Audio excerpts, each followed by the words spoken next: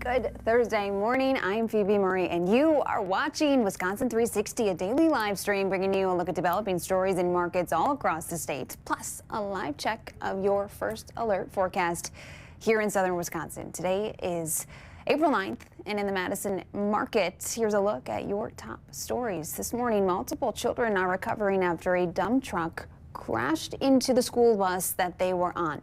So this happened yesterday afternoon on Madison's south side. Madison fire crews say the school bus was turning onto South Park Street from the eastbound Beltline when the bus was T-boned by a dump truck. Highway 14 was closed in both directions because of this crash, and the road finally reopened about 4:30 yesterday. A Madison Metropolitan School District spokesperson said the school bus was serving Midvale Elementary students.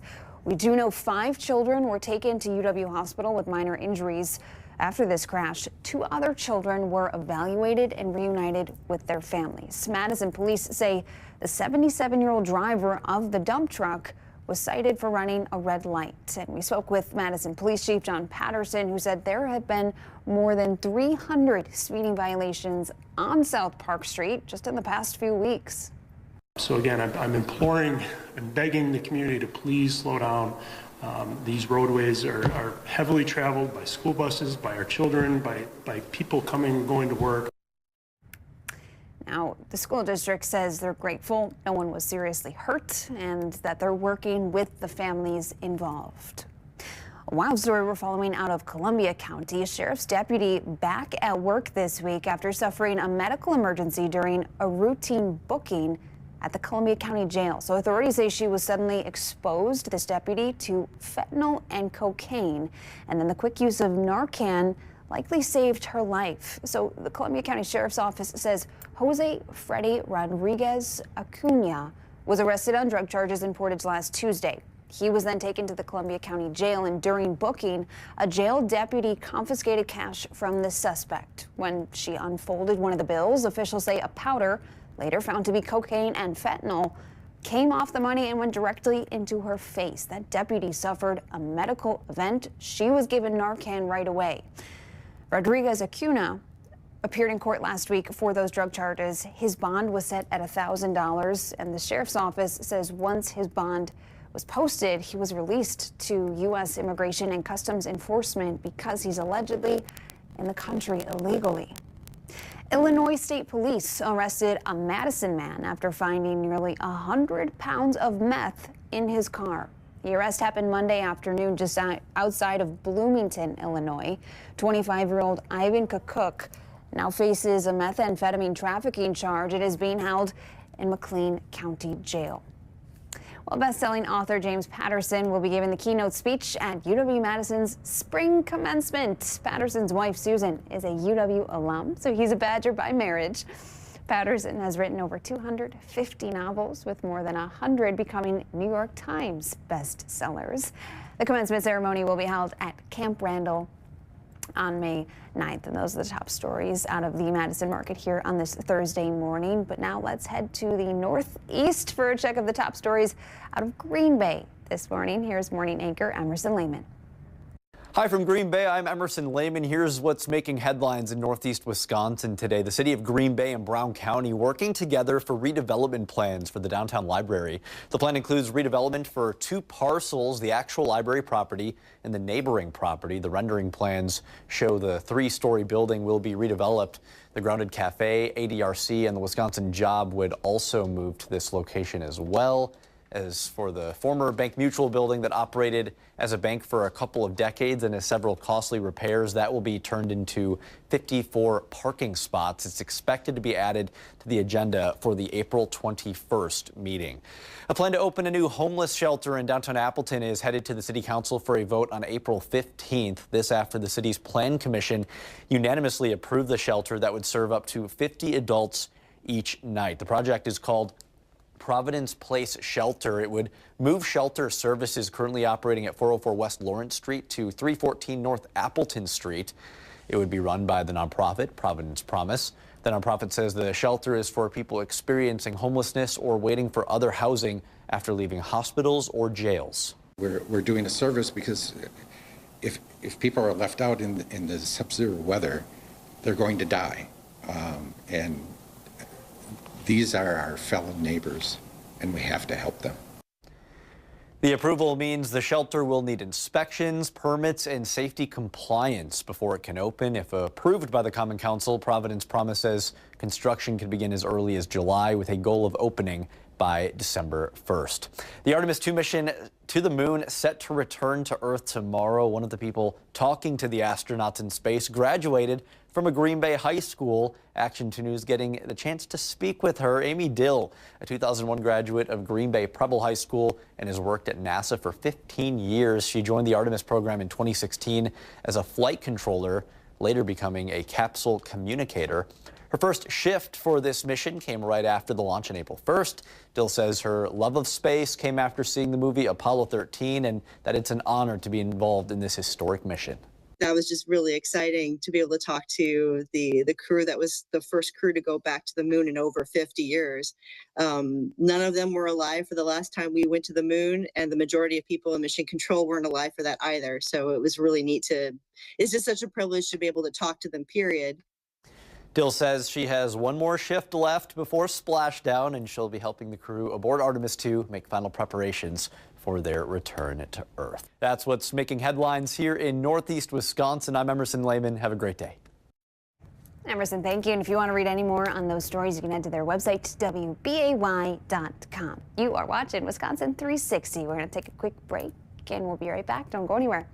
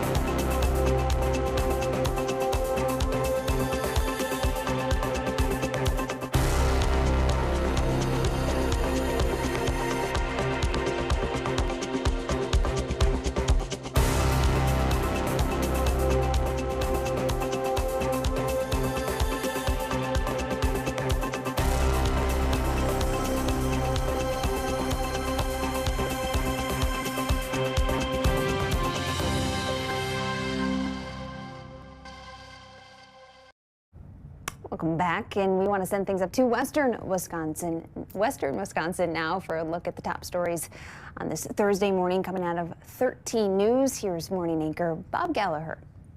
Here's the latest news headlines from Western Wisconsin. I'm Bob Gallagher. As we near the end of tax season, Congressman Derek Van Orden visiting with residents in the Coulee region Wednesday to talk about deductions being delivered to seniors. WEAU's Dashiell Menzel has the story, including Van Orden's thoughts on the ceasefire with Iran and the results of Tuesday's primary election. Congressman Derek Van Orden speaks with senior community members at Hunter's Last Chance Bar and Grill in West Salem. Van Orden discussing the working family tax cuts, which make it so 88% of seniors will pay no federal income tax on Social Security. These folks built our nation, and I don't want our seniors wringing their hands at night worrying about paying the bills because they have to pay taxes on something that I don't think they should be paying taxes on to begin with. The tax cuts expire in 2028. Van Orden claims this is because Democrats in the Senate would not vote on the bill if there was not an ending to the tax breaks. If the Republicans had our way, and if the Senate could get their act together, this would go on in perpetuity. It would have been a permanent tax break, but because of the Democrats in the Senate, there is a sunset on this tax provision. And I think it's inexcusable. Van Orden also asked by reporters on his thoughts of the ceasefire with Iran. Van Orden responding by saying the Iranians blinked. I think that's a good thing. We want to have peace in the region. That's the whole purpose of this, the military missions that have been taking place. However, I don't trust the Iranians at all. If they're trying to change provisions of this ceasefire, you got to start back up again, hitting these guys hard. Van Orden also sharing his thoughts on the Wisconsin Supreme Court election, calling it a trouncing and saying Republicans did not come out to vote. Republicans in the state of Wisconsin are either going to have to wake up and realize that their vote counts, or we're going to become Minnesota. That's all they're shooting. Don't Minnesota my Wisconsin. And this lies squarely on the shoulder of every conservative in the state of Wisconsin that did not vote. And here's something else. Unless you have your I voted sticker, I don't want to hear you griping. You get up and you vote. In West Salem, Dashiell Menzel, WEAU 13 News. And Senator Tammy Baldwin sent us a statement about Van Orden's comments saying, quote, Wisconsin Republicans who all voted for the big ugly bill have to answer why they cut food assistance for hungry families, took families' health care away, and gutted funding for rural hospitals. In Glenwood City, a former school district superintendent has been sentenced for stealing thousands of dollars from the school system.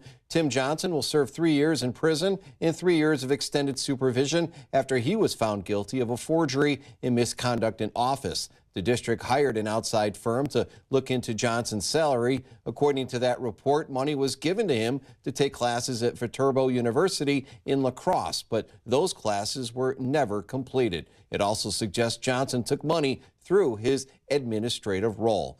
And a local nonprofit supporting students going into the skilled trades, and they're doing it with massive donations to local tech ed programs. The Chippewa Valley Home Builders Foundation awarding $8,000 worth of tools to schools around western Wisconsin. Many of these tools will replace old, outdated equipment. Organizers say every program they help has different needs. And it's really cool to hear the different things that these programs are doing, whether they're building sheds, some are building stairs, or are building things and then selling them or auctioning them off for nonprofits. They all have different things that they're doing, and it's really awesome to see how the kids are able to get involved in their communities and use these tools in the classroom. And the foundation's tool program started in 2020. It has been growing rapidly each year. Over 2,200 students are expected to be impacted by donations this coming school year. And that's the latest news headlines in the Chippewa Valley. Have a great day. Bob, thank you. And for any more on those stories, you can head to their website, weau.com. All right, rounding out our Wisconsin 360 look here of the top stories. Let's go to Wausau. When I hand it over to their morning anchors there, Aaron Taylor and Cassandra Cepeda from Channel 7. Good morning from Wausau. I'm Cassandra Cepeda. And I'm Aaron Taylor. Wisconsin now has legal regulations on cryptocurrency kiosks. A bill that was crafted with help by the Wood County Sheriff's Office is now law. Scammers have used kiosks to take thousands of dollars from victims in one transaction.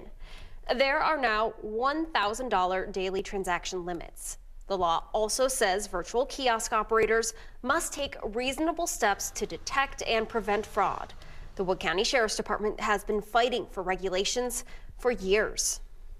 That started happening over 3 years ago, not just exclusively to Wood County, but all over the state of Wisconsin. And we immediately started reaching out to our legislators saying, hey, something has to change here because we're getting numerous scams. The new law also requires adding warning labels to kiosks, and kiosks also now must be more than 5 feet away from ATMs. Governor Tony Evers also signing 5 bills related to child internet safety Wednesday. One of those bills would allow victims of sexual extortion to file a civil suit for monetary damages against their perpetrator. Other laws add funding to increase resources and staffing into internet crimes against children. The family of Braden Bone, a Cronenwetter teen who killed himself after becoming a victim of sextortion, was involved in the creation of the legislation. We can now confirm a third person died at Granite Peak this season. Funeral services will be held today for 28-year-old Ryan Klinkhammer. According to the incident report, he died from his injuries on April 2nd after hitting a tree while snowboarding a few days earlier. The Iowa man was riding with a friend when they hit each other. Klinkhammer was unable to recover and hit the tree. Friends describe him as a lifelong snowboarder with extensive experience.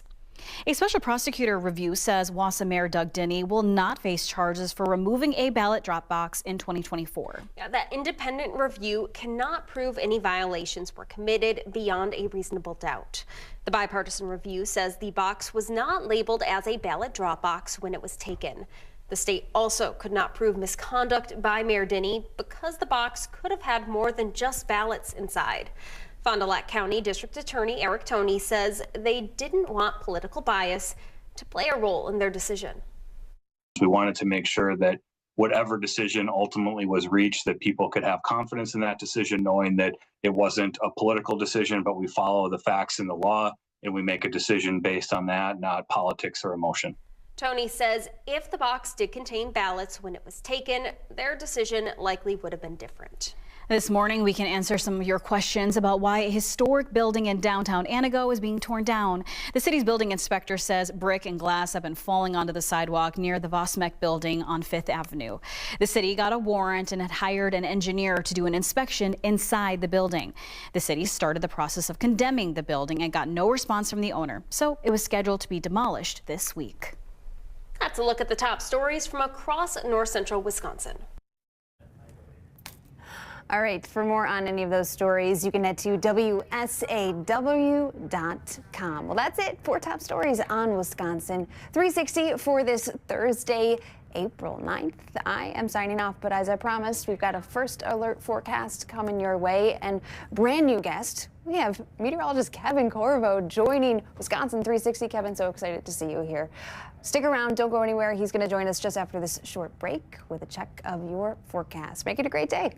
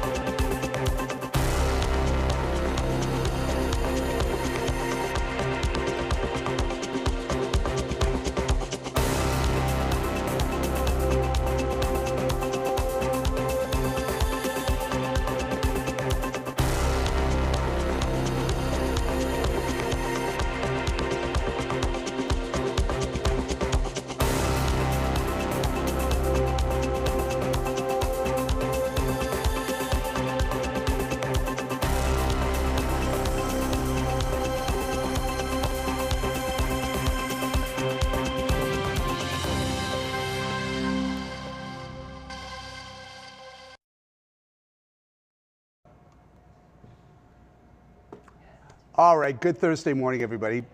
Meteorologist Kevin Corvo here, WMTV 15. Plus, for your first alert segment, we're going to dive down a little deeper into what we can expect today. This is Thursday morning. Yeah, this is my first time doing this show at this time. Normally, you'll see me at 4:30 or 8 o'clock in the evening, but I'm kind of doing a mid-shift because tomorrow I am working the morning shift, so I have to get up pretty early. All right, let's talk about what's going to be happening for the rest of the day today. Gorgeous conditions out there at the moment, but we are looking at a little bit cooler than it was yesterday. If you remember, 70 degrees here in Madison. Janesville got to 72 yesterday. Really, really nice conditions, but it was also windy. So let's go into what we can expect to see in terms of our weather going forward. And it is going to be very active weather going forward. Now, not every single day is going to be a problem. Tonight we have rain. Tomorrow night we get into some rain, but the majority of the day today is really not looking too bad at all. And look at these cameras. How pretty is it outside for your Thursday? Not really a cloud in the sky, maybe a couple contrails over there towards Castle, and that's really about it. Sunrise this morning was at 6:25. Sunset this evening will be at 7:33. Right now it is 46 and those winds are below 10 miles per hour. I know a lot of people like that as well. So it only feels like 42, not a big deal in terms of those that temperature, but we will be above average today in terms of our temperatures. once we get up to 59 degrees. But what you'll also notice is we are getting into more clouds coming in later, and that's really going to be all ahead of our next weather system later on tonight.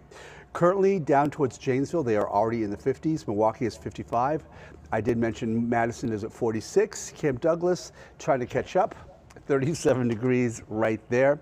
And this is what we have going on today.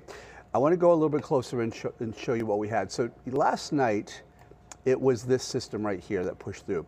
Now this is a cold front, and this front right here made its way across our region. You can see very distinct line. With it, we did not have any thunderstorms. So that was a good thing. It was just really rain showers. Right now we're clear, so looking pretty good in our region. And what we're going to be watching now is this system out here. Basically, the system to the east connects a little bit to the system to the west. And we're going to be seeing more rain than showers. And this is going to be kind of a little bit more widespread and a little bit more unorganized in terms of what we're expecting. All right, winds will not be so much of a factor today. Just out of the northwest, anywhere between 5 to 10 miles per hour in terms of those winds. But take a look at the high temperatures for today. 61 in Madison, so only about 9 degrees lower than where we were yesterday. Milwaukee 63, Janesville, yeah, you got it, 65, excuse me, 65 degrees there. All right, your forecast, yeah, Thursday, Friday, Saturday. We'll get some clouds in, but for the most part, the daytime hours are going to be pretty dry in terms of what we are expecting. So that's going to be some good news there. I know a lot of people want some of those dry conditions for us, and that's exactly what we're getting. All right, let's talk about what's going to be happening as we do go forward. I'll take a little bit of a break in 1 second, but first of all, we get the highs today. Let's talk about what's going to be happening. Let's talk about what's going to be happening as we go into this evening, because that rain is coming into play, and I do want to show you what we are going to be expecting in terms of that rain as we do go forward. So we're going to start the clock here at about 10 a.m. this morning. For the most part, today is going to be a really nice day. By about 2, you see those clouds coming in. 4 o'clock, it's a little bit more dense. By the time we get to about 6, 7 o'clock, we start to get some disorganized rain coming in from the southwest.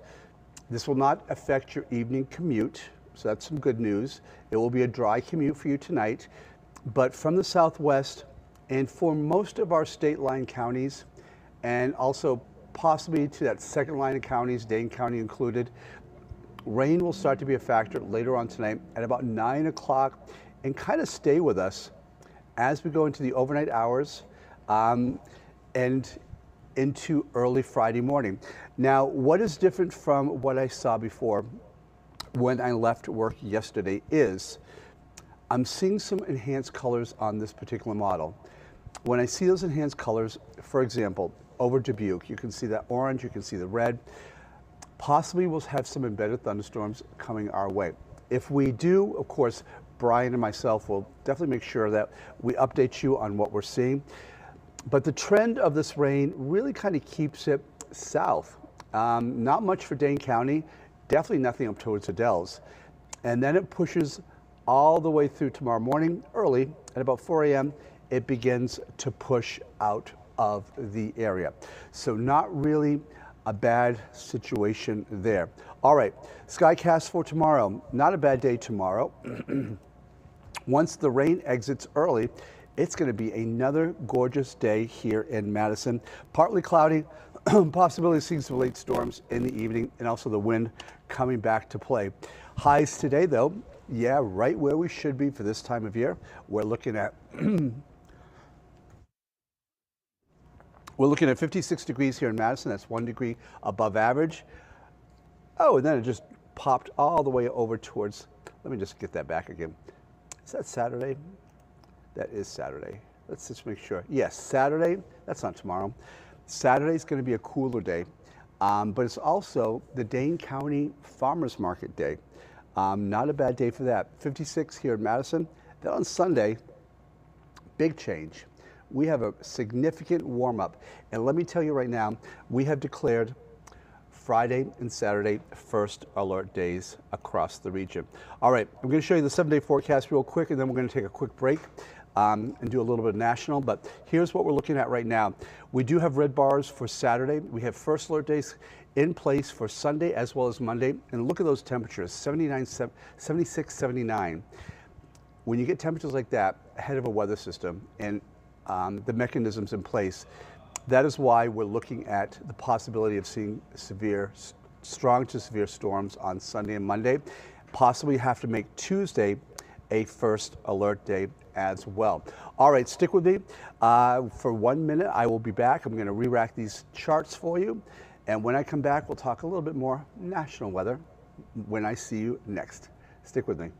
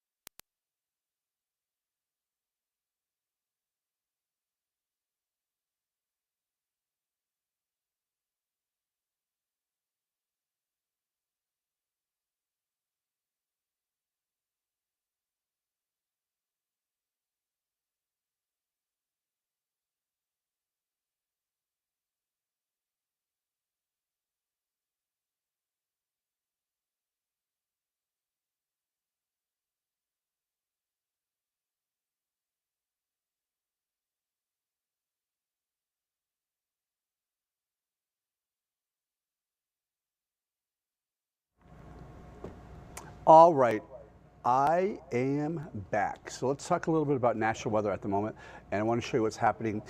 We have about 2.5 minutes left with you, so let's talk about those temperatures that we're seeing right now across the area, and let's load up that map so we can show it to you. All right, here we go. Right there. Right now, currently at this time, we are looking at basically cooler to the northern plains, warmer down there towards the south. And basically, we're being transitioned by a front that is well south of us. I'll show you where that front is right now. The front is actually lying down here and then picking back up over there across parts of Kansas.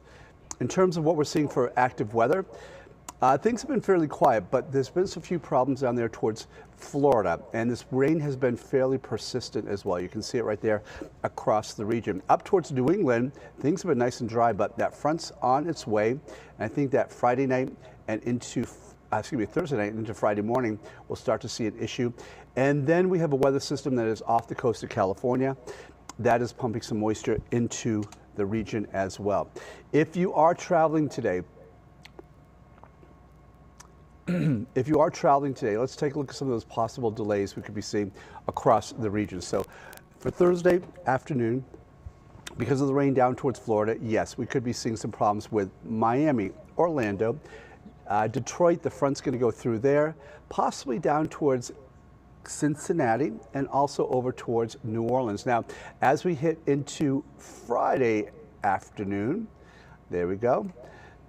Still very wet across kind of like the border, the U.S. border, Canadian border across New York.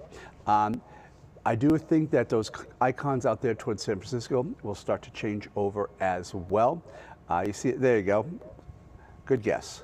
San Francisco yellow, San Antonio yellow, and Miami yellow as well. One more, let's go one more day over here towards Saturday at about noon. And this is what we got. We are looking at more widespread rain across much of the United States, as well as we are looking at basically not looking too bad for conditions for us. One last map before I say goodbye to you. These are going to be the temperatures for today.